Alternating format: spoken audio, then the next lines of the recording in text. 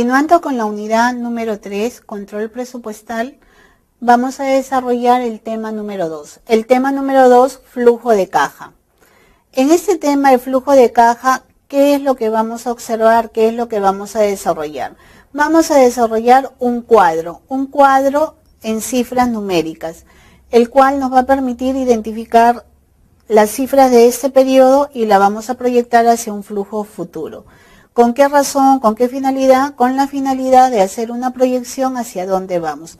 Este cuadro, este flujo de caja va a estar conformado por diversos ítems, en lo cual fundamentalmente se debe identificar todo el flujo del dinero, tanto de ingreso como de salida, para apreciar qué, para apreciar, determinar si va a haber un dinero que va a faltar, un dinero que está sobrando, un dinero que se puede invertir o un dinero el cual se va a considerar como un excedente, el cual va a permitir que las empresas puedan reinvertir, o se va a obtener un déficit, el cual va a determinar que la empresa debe de cambiar de estrategia para generar mayor ingreso.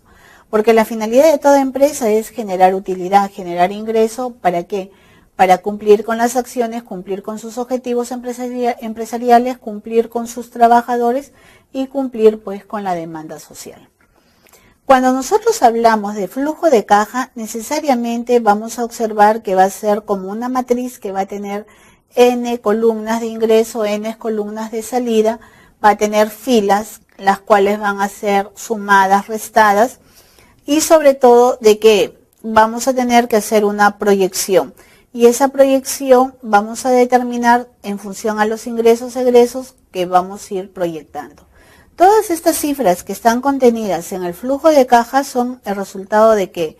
El resultado de un cálculo detallado de todos los ingresos y egresos que se está estableciendo en este flujo de caja. El flujo de caja ustedes lo pueden preparar en lo que es en una hoja de cálculo Excel, que les va a permitir con mayor facilidad sumar, restar, dividir, multiplicar o hacer las proyecciones necesarias. Y como la hoja de cálculo Excel se caracteriza por tener columnas, filas y tener las respectivas fórmulas, es mucho más rápido. Y también poder determinar los gráficos ascendentes, descendentes. El flujo de caja solamente va a contener ¿qué? Va a contener, por principio, solamente movimientos de ingreso y salida de dinero. Lo que es entrada y salida de dinero en un determinado periodo. En un determinado periodo que ya se ha preestablecido en qué periodo vamos a trabajar. Cuando se habla que existe un ingreso, ese ingreso puede ser por una venta, pero también puede ser porque hemos adquirido algún tipo de inmueble que nos va a dar ¿qué? Que nos va a dar un tipo de rentabilidad, un tipo de seguridad. Entonces debemos de tener en cuenta todos los ingresos que se van a reflejar en el flujo de caja y todos los egresos que se va a reflejar también. Nosotros debemos de diferenciar el estado de financiero, lo que es el estado de ganancias y pérdidas o el estado de ingresos y egresos que le llaman. ¿Por qué razón?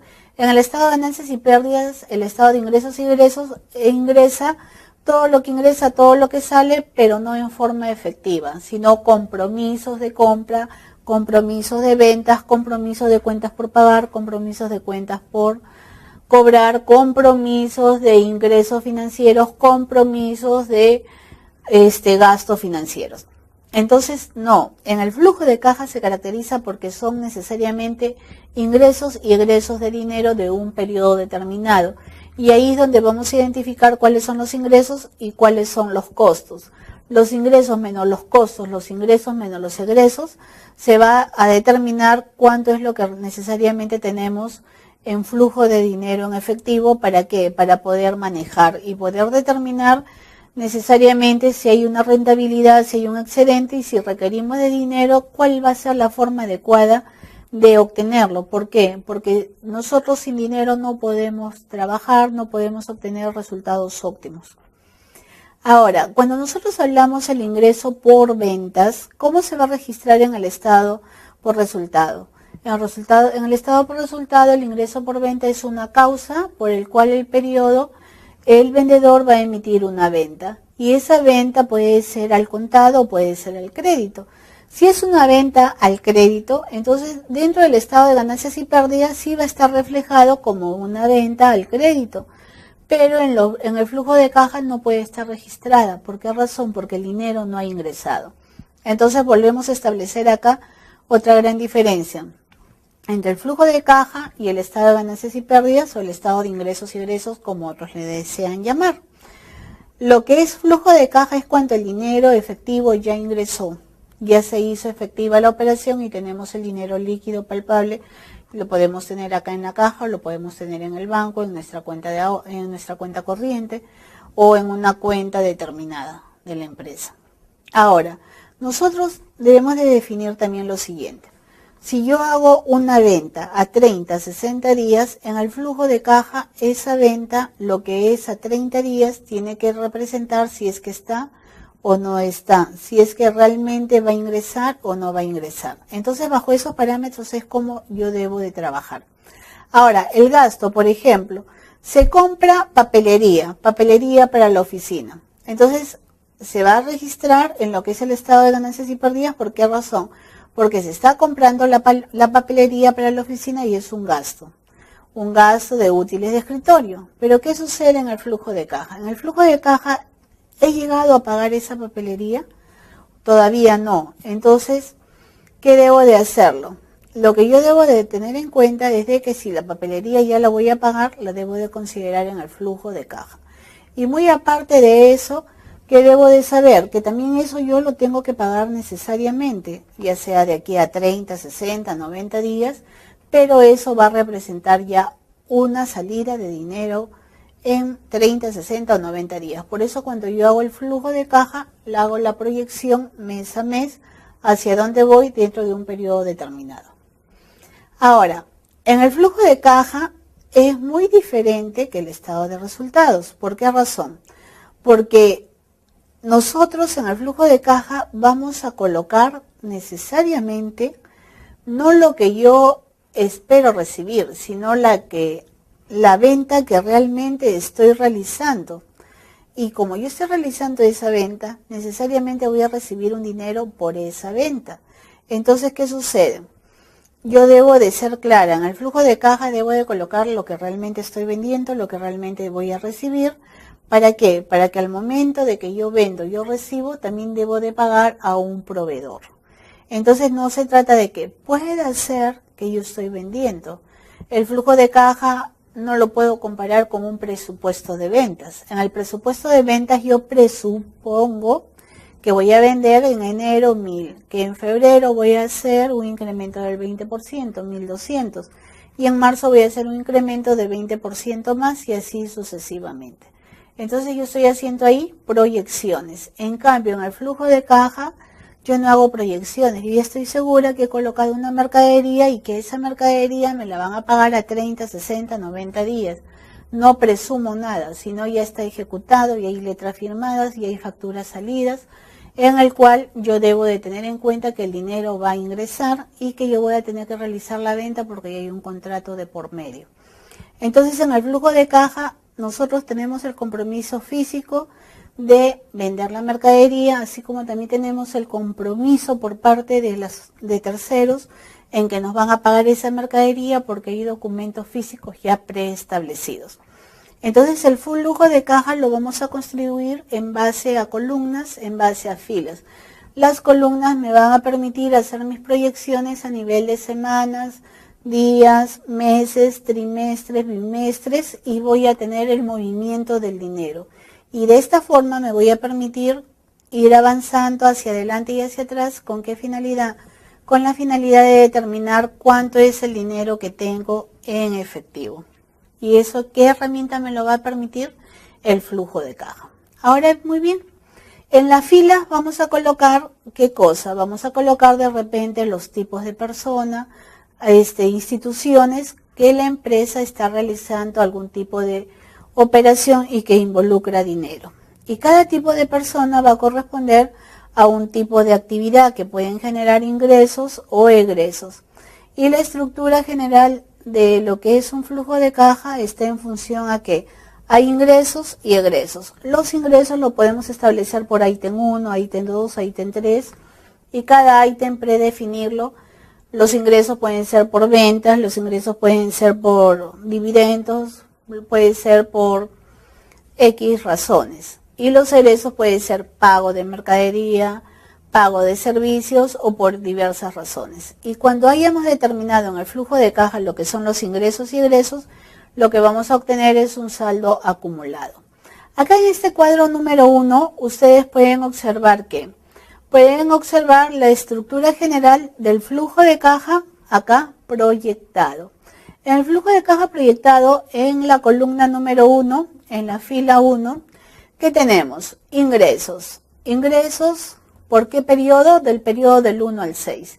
Lo estamos haciendo por acá en periodo semestral. En ingresos, egresos, saldo y saldo actual.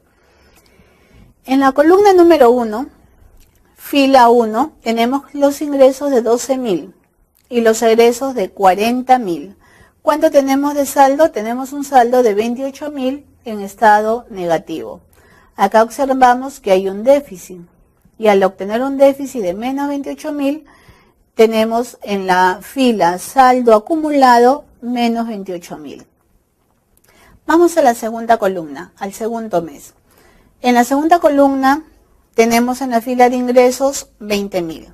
En egresos, ¿cuánto tenemos? 16.000. Y en saldo, ¿cuánto voy a tener? Voy a tener 4.000. Pero esos 4.000 es déficit o superávit. Tenemos una ganancia de 4.000, un superávit. Pero ya del primer mes, ¿cuánto estoy arrastrando? Estoy arrastrando una pérdida de 28.000. Entonces, en total, ¿cuánto tengo de saldo acumulado? Menos 24.000. Para el tercer mes, en lo que es la fila de ingresos, ¿cuánto tengo? 30.000. En lo que es la fila de egresos, ¿cuánto tengo? 20.000. ¿Cuánto es el saldo que me queda? 10.000. Perfecto. 10.000 es para el tercer mes, pero acumulado atrás, ¿cuánto traigo? 24.000. 24.000 menos 10.000, ¿cuánto me está quedando? 14.000. En la columna número 4, ¿cuánto tengo de ingresos? 12.000. De egresos, ¿cuánto tengo? 15.000. Y nuevamente acá viene un déficit de 3.000. Más el déficit que traía atrás de 14.000, ya tengo un déficit de 17.000. En la columna número 5, en el mes quinto, ¿cuánto tengo? Un ingreso de 45.000. ¿Cuánto tengo de egreso? 22.000. Y de saldo, ¿cuánto tengo? 23.000. Y ahora, yo tenía un déficit de 17.000 versus 23.000. ¿Cuánto tengo ya ahora sí de utilidad acumulada? 6.000. ¿Cuánto tengo de ingreso en el sexto mes? 20.000. Egresos, ¿cuánto tengo? 17.000. Saldo, 3.000. Y los 3.000 acumulados del último mes con el mes anterior, ¿cuánto voy a tener acumulado? 9.000. Muy bien, esta es mi estructura del flujo de caja proyectado.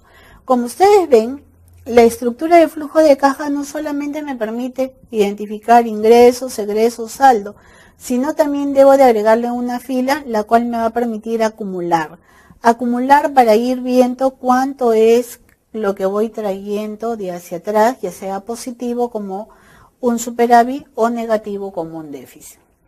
Entonces nosotros debemos de tener en cuenta que gracias a este flujo de caja, gracias a este cuadro podemos tener bien definido cuáles son nuestros ingresos, nuestros egresos, cuáles son nuestros saldos de las actividades de operación que hay y en el flujo de caja cuánto es lo que vamos obteniendo. En el cuadro número 2 vamos a tener ¿qué? Vamos a tener un flujo de caja ampliado, discriminado por actividades.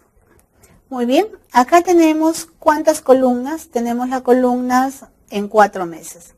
Dentro de las columnas de los 4 meses, ¿qué tenemos? Por actividades.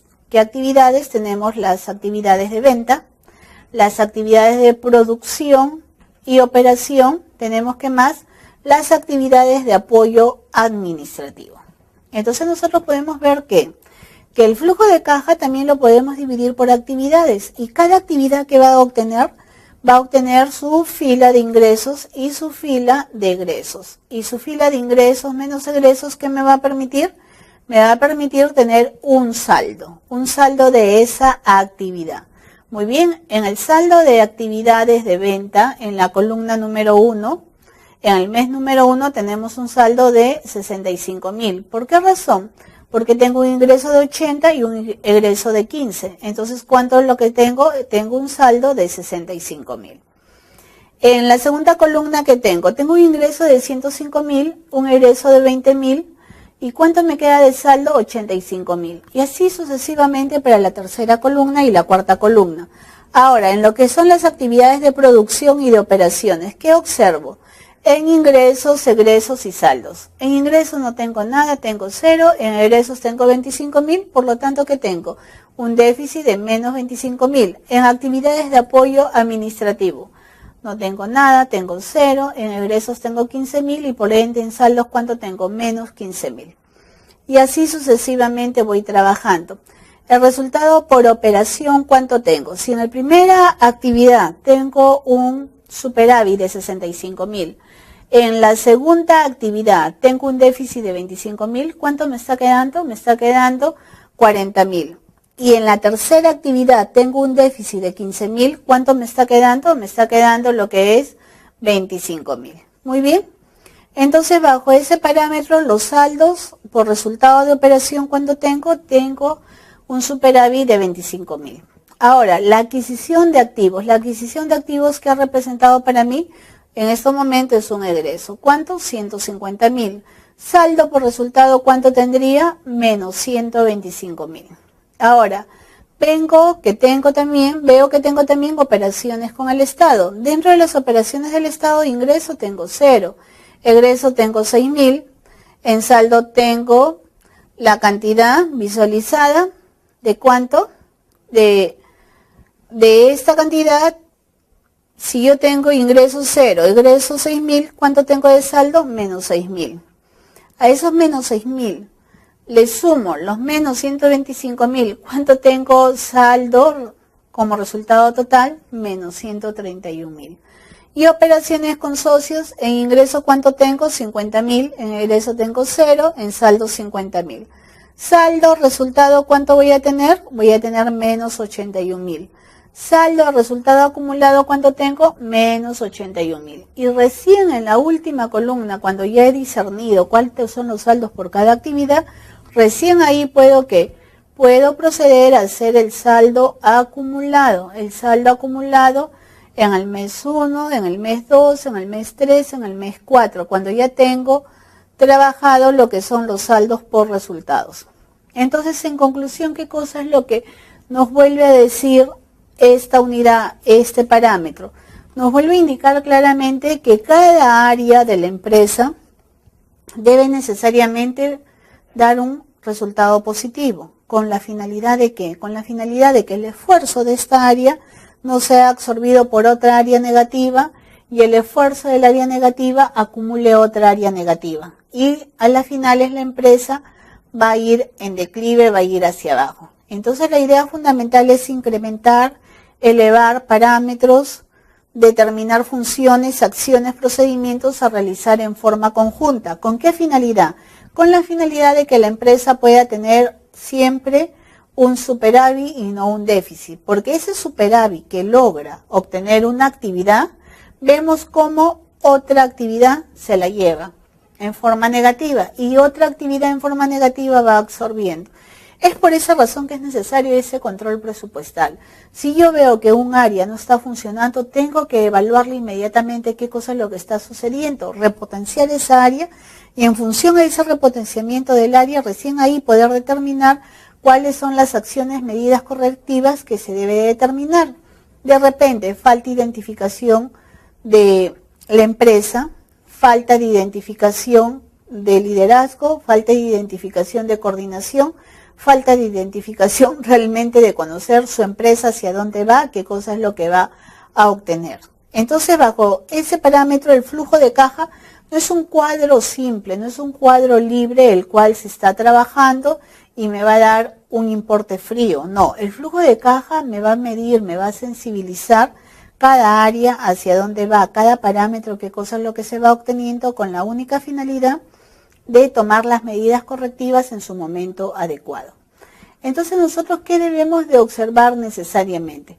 Nosotros lo que debemos de observar es de que cuando nosotros estamos preparando un flujo de caja, no podemos dejar ningún área fuera del flujo de caja que realmente esté representando ingreso o salida de dinero. Porque, ¿qué sucedería si yo voy trabajando y digo, ya trabajé lo que son actividades de ventas, que tengo una utilidad de 65.000. un saldo de 65.000. Ya trabajé lo que son las actividades de producción, que tengo un saldo de 25.000 negativo. En total, ¿cuánto tengo acumulado ya? 40.000.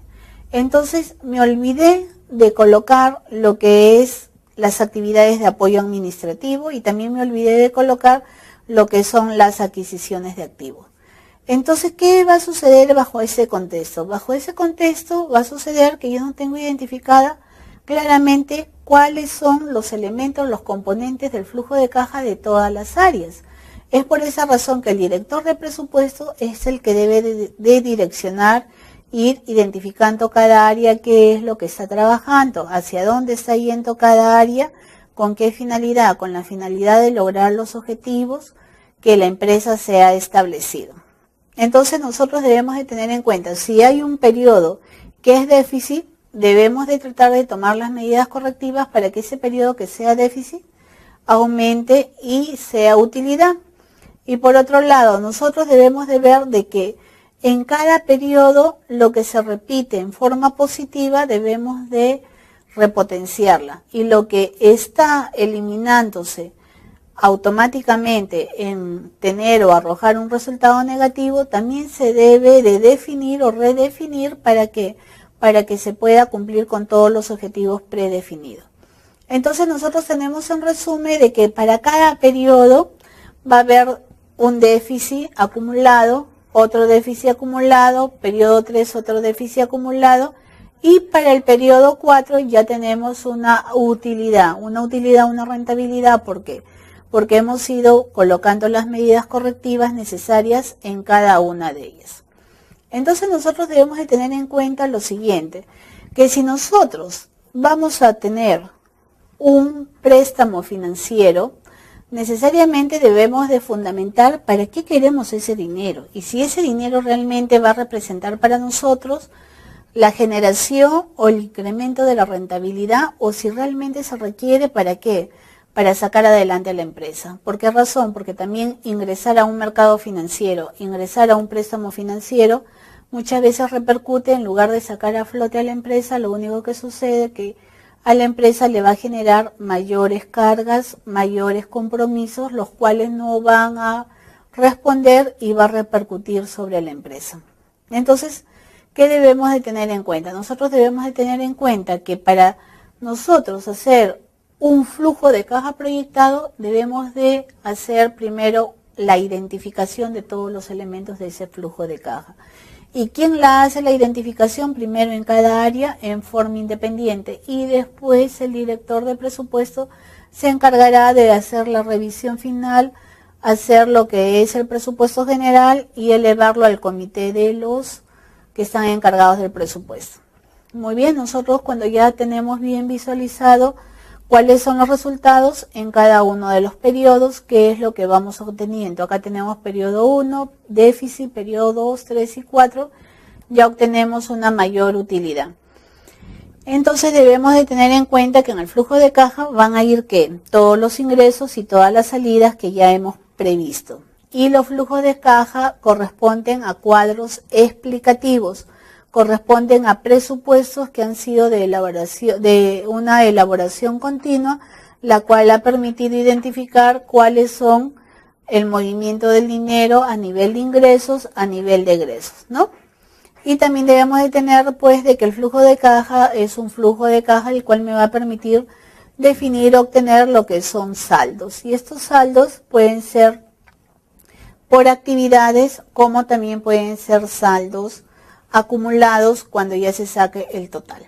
Ahora nosotros acá tenemos un flujo de caja, que el flujo de caja pues está en función a lo que es el presupuesto de ventas. ¿Qué puedo vender yo? Puedo vender un producto, puedo vender un servicio o puedo vender una mixtura de ambos. Y dentro de este presupuesto de ventas vamos a tener el presupuesto de los ingresos, el presupuesto de los egresos, el presupuesto de las necesidades de dinero que va a conllevar a la generación de estas unidades productivas para yo poder colocarlas en el mercado. Y estas unidades, cuando hablo de unidades que se están produciendo, se van a tener que participar pues todos los elementos del costo para la fabricación de las unidades si son empresas industriales o para la comercialización de las unidades si son empresas comerciales o para la elaboración del producto o servicio si son empresas de servicios. Entonces nosotros debemos de tener en cuenta que los ingresos y egresos en las actividades de ventas va a establecerse en lo que es el presupuesto y tenemos lo que es el enfoque de gestión, ¿no?